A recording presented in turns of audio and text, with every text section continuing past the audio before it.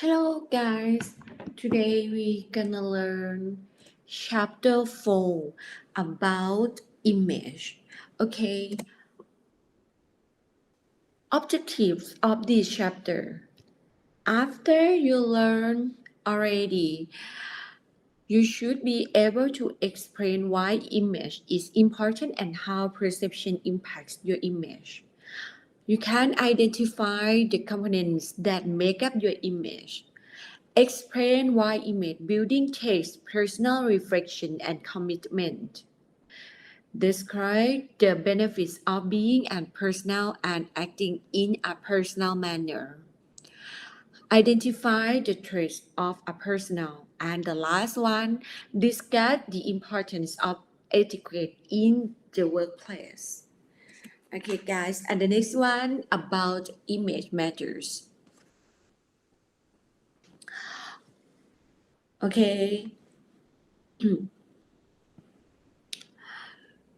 your image is one of your most important assets.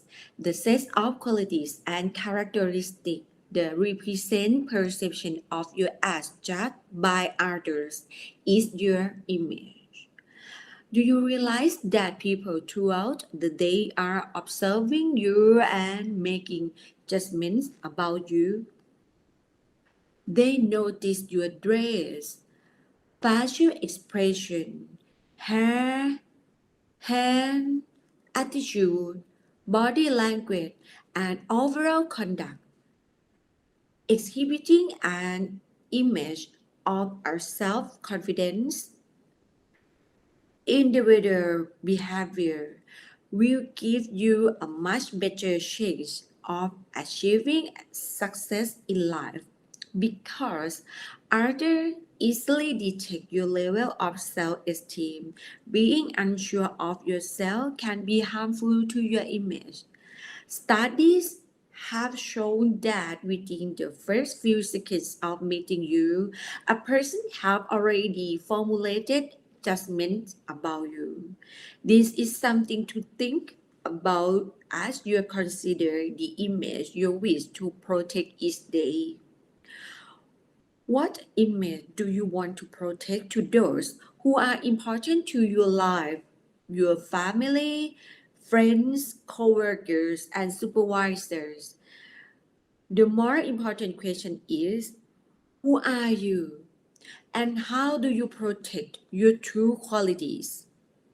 You'll begin to answer these questions as you work through chapter 1 to chapter 3, and we're introduced to the concept of imaging. Imaging is picturing your life as you would like it to be. As you complete the imaging process, you begin to establish goals for self-improvement to help you establish the image of the successful individual. Um, about this, you can think about yourself. You can think about how you look, how you speak, how you behave, how you walk, sit, and stand. The set of qualities are characteristics that represent perceptions of you as judged by others.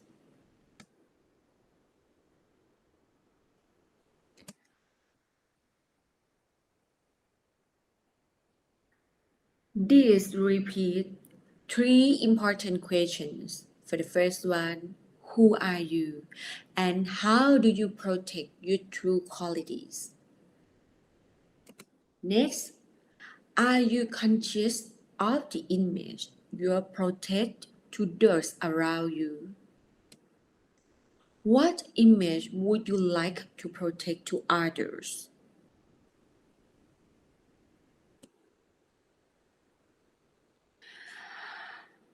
Have you ever sat in an airport or shopping mall, for example, Paragon, Emporium, Emporium, watching people and making assumptions about them based on their appearance. Seeing how people dress and behave tell you a lot about them. It is important to note that what you see may or may not be accurate.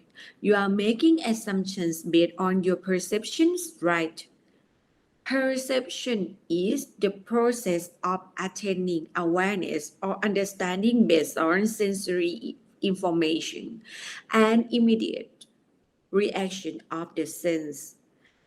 The people you interact with every day constantly observe you and form opinions about your competence, your character, conduct, and attitude. Other people's perceptions and can dramatically shape our self concept and self esteem. Perceptions can also make or break a career.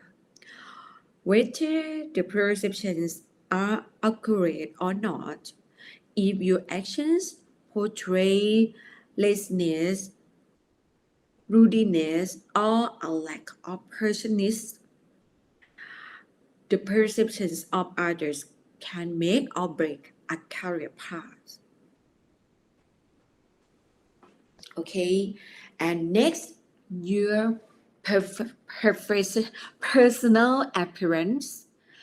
Your personal appearance includes how you look. Even before you speak, others form an opinion about you based on your appearance, right? Your personal appearance includes your wardrobe, your facial expression, the condition of your hair and hands, your overall fitness, your posture and walking, sitting and standing, whether you have tattoos or body pain, and your behavior. Your personal appearance is the finished product of how you look when you walk out the door to attend class, go to a social function with friends, meeting a first date, interview for a job. Fashion trends often govern the way we dress. Designers bring out new style on a regular basis. Some fashion trends are here to stay. Other trends will be popular fast now, but in a year or two may cause you to regret some of the choice you made. If you are dressed appropriately and take in your appearance, others will think you take equal in your work. If, however, your experience is sloppy, it will be difficult to convince others that you are an efficient, capable worker. Your clothes should be neat and clean. Instead of buying a trend style, shoot clothing and accessory that make you look your best. Okay. Okay. Confidence has to come from within, so positive self-talk helps. Tell yourself and you look great and feel good about yourself. Since this is easier to do when you actually do look good, careful grooming become a factor in self-esteem. Okay, guys. So, how you look, we can include your wardrobe, your facial expressions and gestures, the condition of your hair and hands. And next, how you speak, the rate at which you speak, the pitch, how high or low, volume and inflection, enunciation and pronunciation. vocabulary.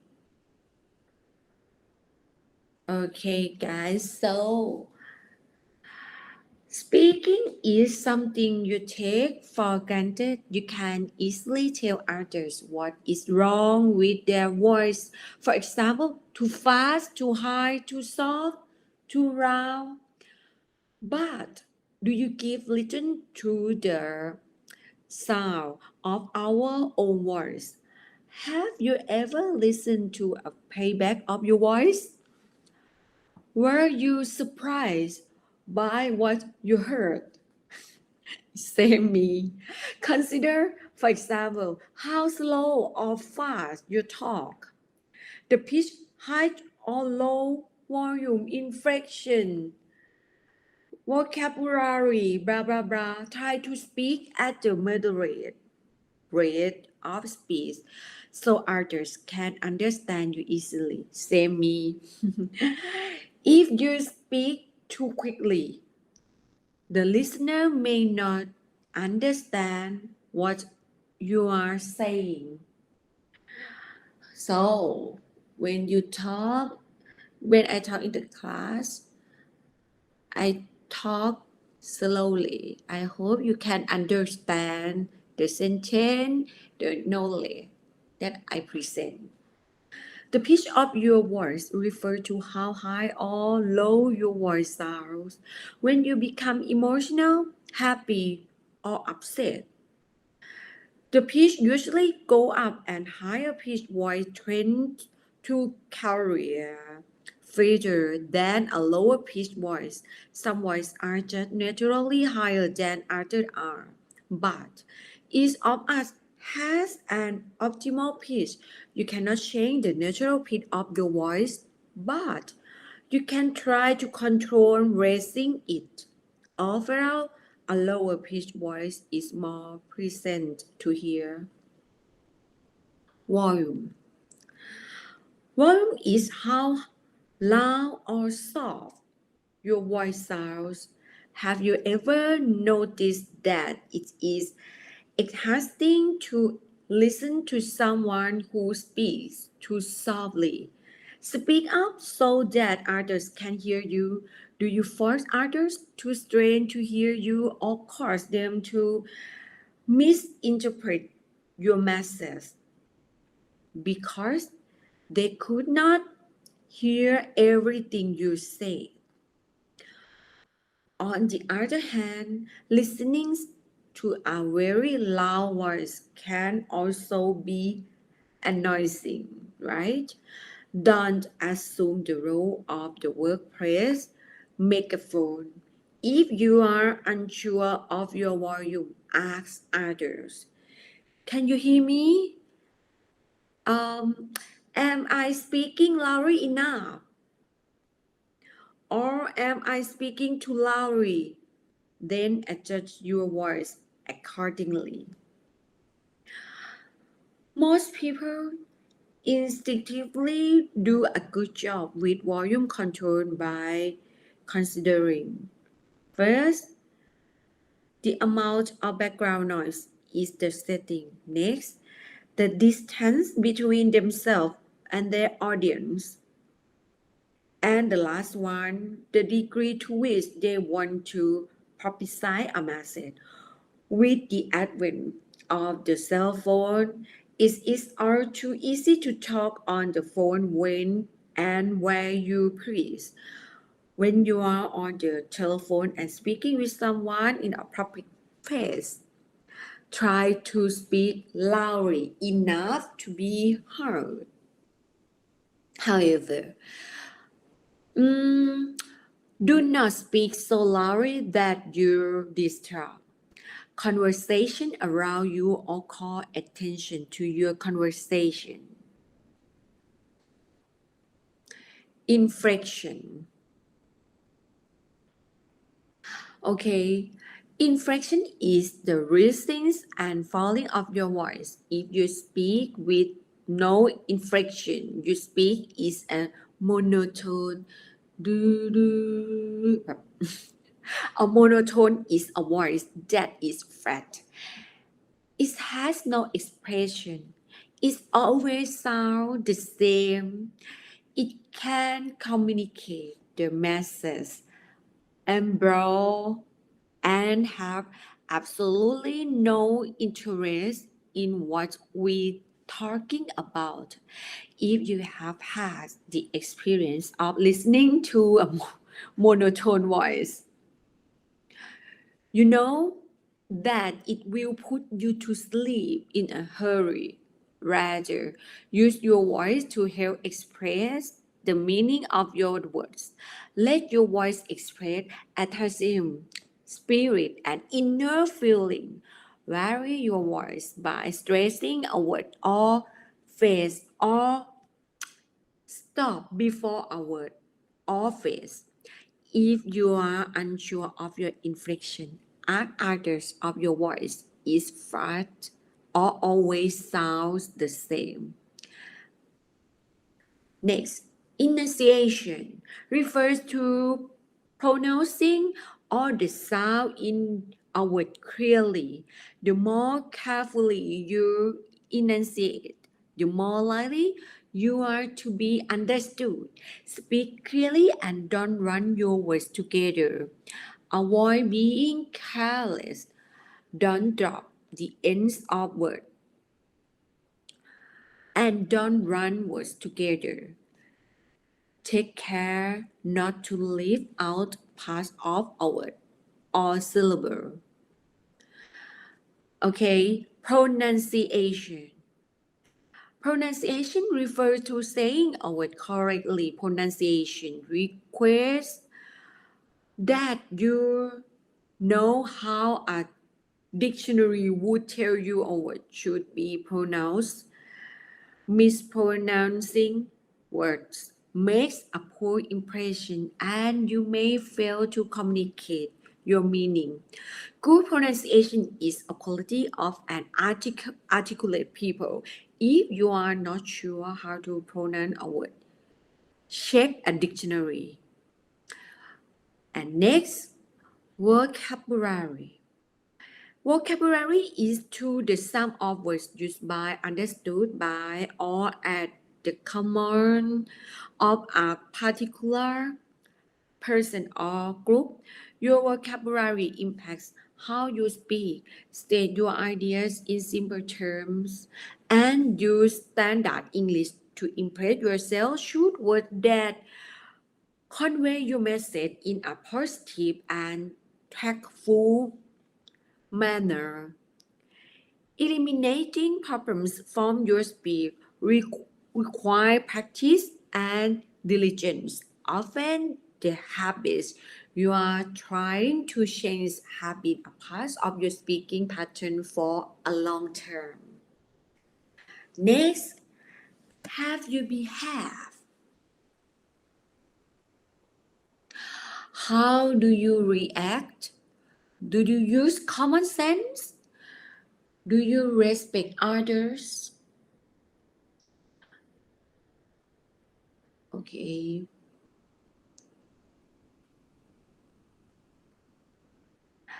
How you behave? You have heard it said, actions speak louder than words. Actions speak louder than words. Always do your best to conduct yourself as a mature adult. Use common sense. Appreciate the needs of others and treat others with respect. Be tolerant and appreciation and accept individual references. You think about you and your friend, you with the people around you have the difference. Use good manners, including proper table etiquette. Always try to be polite. The importance of simple phrases such as please, thank you, and you're welcome cannot be overemphasized. Respect the privacy of others. Using cell phone in public place such as restaurants um, can be very annoying to those around you. Try to limit such calls, control your temper. Realize that anger and being argumentative are never positive responses. Facial expressions also contribute to your overall behavior. You are more approachable if you offer a smile, a pleasant look. A smile is a simple way to put yourself and others to to feel good. Next, how you walk, sit, and stand. How good is your posture? Do you enter a room with confidence? Is your back straight or do you slouch? Good posture reduces stress on muscle and joints and is an important part of your appearance. Sorry. Others interpret your attitude by how you walk, sit, stand. Confident people walk tall, sit up straight, and stand. Think about the picture of someone you consider successful and you will like picture someone with head. Walking with purpose. How you walk says something about you before you utter a single word. If you enter a room standing tall, you suggest confidence. If you enter a room slouching or stupid over, you appear look unhappy. Walk and stand as true an imaginary string is lifting you by the top of your head and pulling you toward the ceiling. Looking confident doesn't mean strutting. Confidence show up as a comfortable, erect posture without too much effort. Not too much effort. If someone too much effort, you feel like okay, you know, oh, too much effort is not good. Good posture while sitting or standing give you an image of self-confidence. Sit up with your back straight and your shoulders back. Your buttocks should touch the back of your chair and your body weight should be distributed evenly on both hips. Lean forward a bit to show interest and attentiveness. Bend your knees at the right angle. There are several acceptable positions for the legs which differ for men and women. Okay, when standing, place your feet side by side. Put your weight on the balls of your feet so that your heels just lightly touch the floor. Hold your head upright and look straight ahead. Lean forward ever so slightly from your hips. Keep your back straight and avoid slouching.